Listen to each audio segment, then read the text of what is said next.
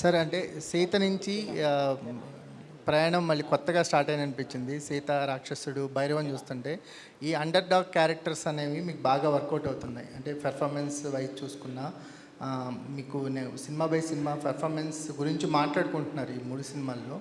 భైరవంలో కొన్ని సీక్వెన్స్లు అయితే top notch అనిపించింది. ఒక ఆర్టిస్ట్గా ఒక అప్లిప్ చూస్తున్నాం cinema by cinema. Bhairavan journey అనేది ఒక ఆర్టిస్ట్గా మెమరబుల్ అని మాకు అనిపిస్తుంది ఆడియన్స్గా. మీ ఎక్స్పీరియన్స్? డెఫినెట్గా అండి, నాకు చాలా హ్యాపీనెస్ ఇచ్చింది. యాజ్ ఎ పర్ఫార్మర్గా ప్రతి ఒక్కళ్ళు ఈ సినిమా గురించి మాట్లాడుతున్నప్పుడు that's what my main aim is.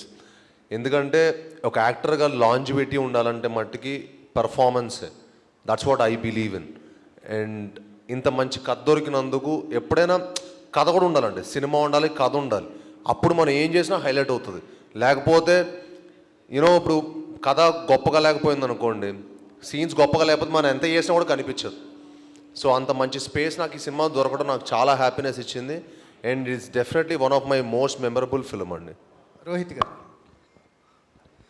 సరే, అంటే ఒక ఇంటెన్సిటీని ఎక్కడ తగ్గించకుండా ఒక సెటిల్నెస్ని యాడ్ చేశారు. మాకు కంపారిటివ్లీ చూస్తే అది చాలా సూపర్గా వర్కౌట్ అయింది అనిపించింది.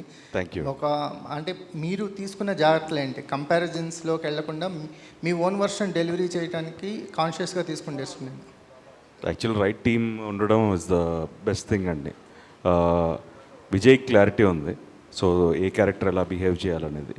సో విజయ్తో మాట్లాడి ఇలా చేస్తున్నాను ఓకే కదా అనుకొని అలా చేయడం జరిగిందండి. For more videos like this, subscribe Big TV channel.